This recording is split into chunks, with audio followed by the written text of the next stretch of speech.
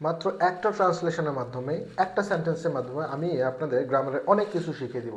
Translation তো শিখবেই, তার সাথে বড় বড় সেন্টেন্সগুলো কীভাবে ট্রান্সলেট করতে হয়, কিংবা গ্রামারের সাবজেক্ট ভার্বের পর কি শুধুই অবজেক্ট বসে বা অন্যান্য কী কী বসতে পারে, এগুলো সব কিছু আমরা একটা মাত্র বাক্যের মাধ্যমেই দেখব। তার আগে ভিডিওটা কয়েক সেকেন্ডের জন্য পজ করুন আর দেখুন যে এই ট্রান্সলেশনটা আপনি করতে পারেন কিনা। যদি না পারেন, ক্লাসটা আপনার জন্য অনেক ইফেক্টিভ হবে। আচ্ছা, একটা ট্রান্সলেশন করার আগে সবার প্রথমে কিন্তু আমাদের সাবজেক্ট, ভার্ব, অবজেক্ট, অ্যাডভার্বিয়ালস এগুলো খুঁজে বের করতে হয়। সো আমরা সবার প্রথমে এখান থেকে সাবজেক্ট খুঁজে বের করব। নিশ্চয়ই এখানে সাবজেক্ট হচ্ছে সজীব। সো আমরা লিখে দেই সাবজেক্ট। এখন ভার্ব দেখি আমরা, প্রতিদিন সকালবেলা চেয়ারে বসে। চেয়ারে বসা, বসাটা একটা ভার্ব, কিন্তু এটা ফাইনাইট ভার্ব না, মানে এটাই আমাদের চূড়ান্ত ভার্ব না বা সমাপিকা ক্রিয়া না, বাংলাতে যেটা বলে। মনোযোগের সাথে বই পড়া, এই যে বই পড়া, পড়াটা হচ্ছে আমাদের ফাইনাইট ভার্ব। এইটাই হচ্ছে আমাদের মেইন ভার্ব। মেইন ভার্ব যেটা, এটা আমরা ফাইনাইট ভার্ব বলি, যেটা মানে যেই বাক্য, যেটা ভার্ব দিয়ে বাক্যটা চূড়ান্ত রূপে প্রকাশ করা হয় বা শেষ করা হয়, সেটা হচ্ছে ফাইনাইট ভার্ব।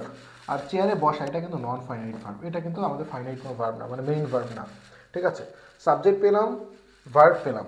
এইবার একটা বাক্য মনে রাখবেন, সাবজেক্টের পাশাপাশি যখন আমরা ভার্ব নেই, এরপর কিন্তু অবজেক্ট থাকে, এরপর অন্যান্য কিছুই থাকে। অবজেক্ট আমরা কিভাবে চিনব? ভার্বকে কি অথবা কাকে দ্বারা প্রশ্ন করলে আপনি অবজেক্ট পাবেন। এইবার ভার্ব পরে, কি পরে যদি আমি প্রশ্ন করি? বই পরে, তার মানে এই যে বই, এইটা হচ্ছে আমাদের অবজেক্ট। সো আমরা এতটুকু ট্রান্সলেট আগে করি, বাকিগুলো আমরা পরে দেখব, যাতে ট্রান্সলেশনটা আমাদের জন্য সহজ হয়ে যায়, ইজি হয়ে যায়। সো আমরা সেন্টেন্সটা লিখি, সজীব, সজীব বই পড়ে, তার মানে একটা রেগুলার অ্যাক্টিভিটি, প্রেজেন্ট টেন্স নিয়ে আসবো আমরা। রিডস, সজীব যেহেতু third person and singular number, আমাদের ভার্বের সাথে এস বা ইয়েস যোগ করতে হবে। সজীব রিডস কি পড়ে? বই পড়ে। এখন আপনি যদি শুধু বুক দেন তাহলে কিন্তু রং হবে। এখানে একটা গ্রামার শিখিয়ে দেই, যেগুলো কাউন্টেবল নাউন সেগুলো একা একা বসতে পারে না, তার সামনে ডিটারমিনার দিতে হয়, আর্টিকেল, নাম্বার, পজিটিভ, এই জাতীয় ডিটারমিনার দিতে হবে, না হয় তাকে প্লুরাল করতে হবে। সো আপনাকে দিতে হবে এ বুক, অথবা এ বুকের পরিবর্তে কিন্তু আপনি যদি বুকস লিখে দেন তারপরও কারেক্ট হবে, কিন্তু শুধু বুক এটা কারেক্ট হবে না।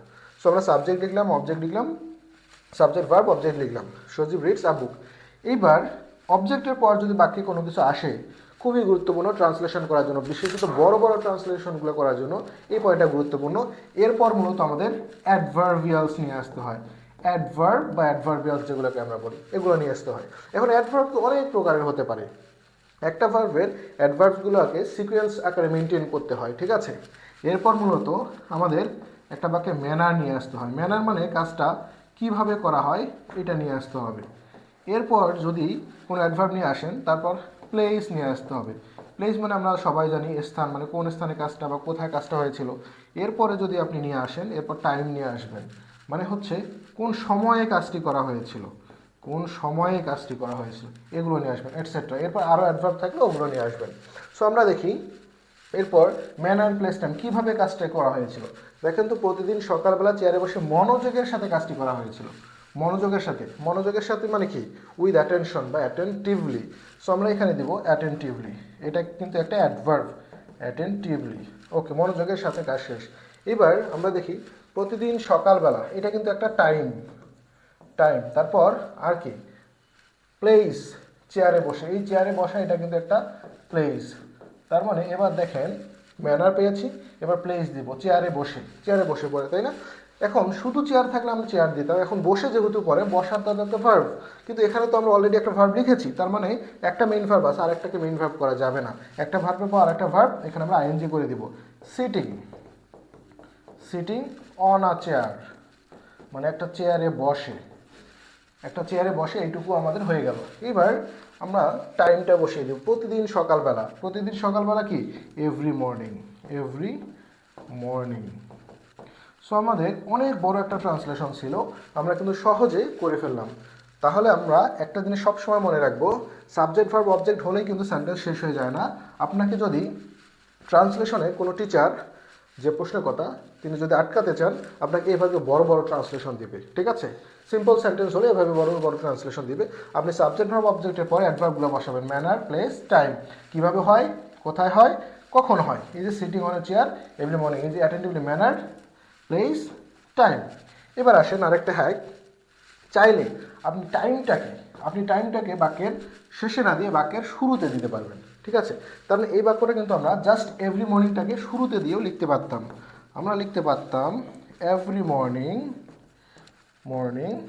তারপর একটা কমা দিতাম, সজীব রিডস এ বুক, এভাবে আমরা লিখতাম Sajib reads a book attentively sitting on a chair দিয়ে বাক্যটা এভাবে শেষ করতে পারতাম, তাও কিন্তু বাক্যটা হতো।